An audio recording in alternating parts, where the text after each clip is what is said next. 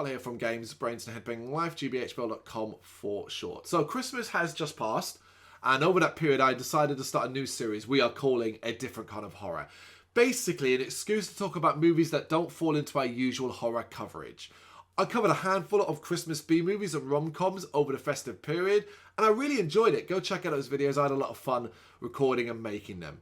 So it was decided that this will carry on. Obviously not focusing on Christmas now, as it's not Christmas. Although over the year I think we'll be covering more B-movie rom-coms when it comes to other holidays, like Easter and Valentine's Day and stuff like that. But for now, the plan is to focus on non-horror B-movies. Low-budget trash made for TV with basically bad reviews. Which brings us to this amazing piece of work called Fire Twister, a 2015 American-Canadian action-adventure disaster sci-fi film directed by George Erishbama. Its cast includes Casper Van Dien, Lisa Chiara, Johnny Hawkes, Leah Bateman and Joe Regalbuto.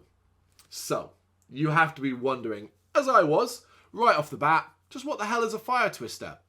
Well, it is exactly what it sounds like. A twister made of fire. One that, according to this film's plot, is sentient and seemingly able to sneak up on people. The amount of times characters are like, "Where's the fire twister?" only to turn around and see it behind them. It is utterly hilarious. That's the kind of nonsense we're putting up here with people, but it's just a tip of this horrid iceberg.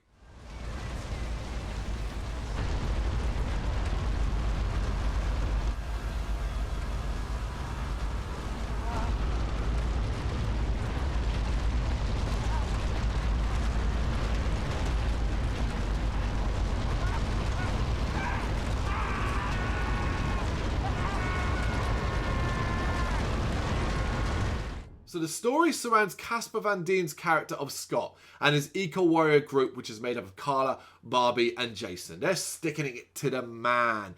In this case, big oil companies, by hanging an anti-oil banner on a large storage tank. I mean, that'll tell them, right? Unfortunately for them, someone has beaten them to it. But not sticking a banner up, they've planted a bomb, which promptly blows up, unleashing the fire twister inside this storage tank.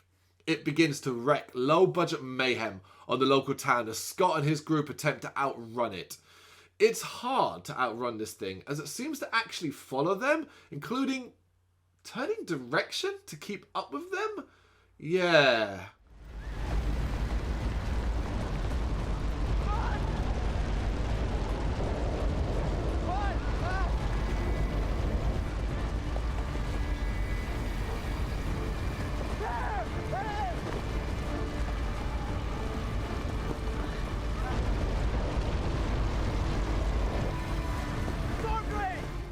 If that wasn't bad enough, the real baddies responsible for the bomb have seen Scott and his group and are now trying to kill them.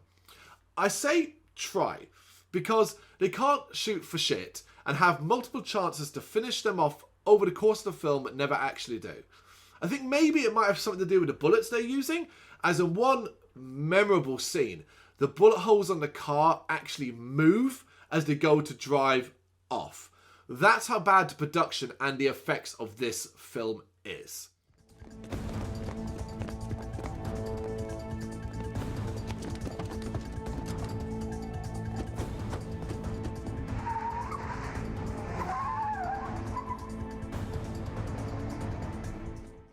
Scott and his group are then blamed for the creation of Fire Twister, which is wreaking havoc on the city. So they have to stop the Twister, survive the assault by the baddies, uncover the true plot and clear their names. Oh, did I mention, by the way, that Scott was an ex-firefighter? Although the hilarity of his old workmates calling him a hero because he saved some people, yet he may have also killed some others, never gets old.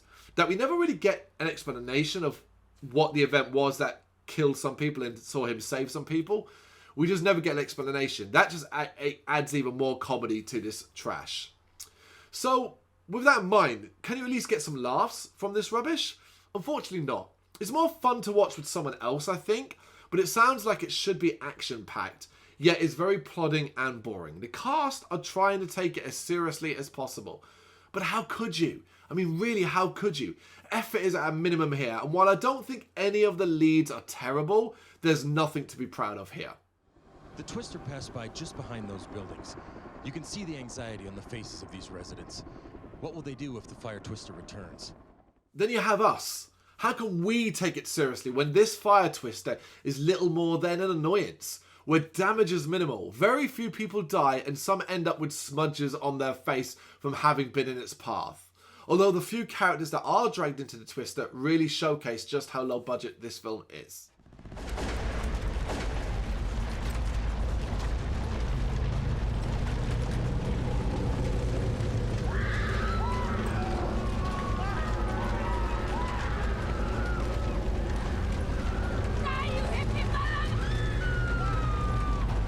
So how do you defeat a fire twister that is revealed to be actively seeking out heat to survive? You know, like a sentient being?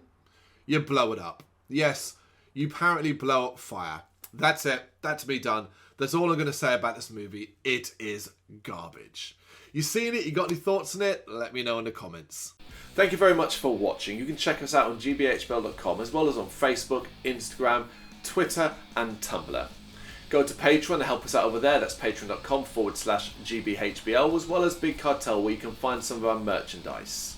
We have a podcast running on SoundCloud and Apple Podcasts. And of course, if you like this video, do us a favour, hit the subscribe button and help the channel grow. Games, horror and heavy metal. What else is life for?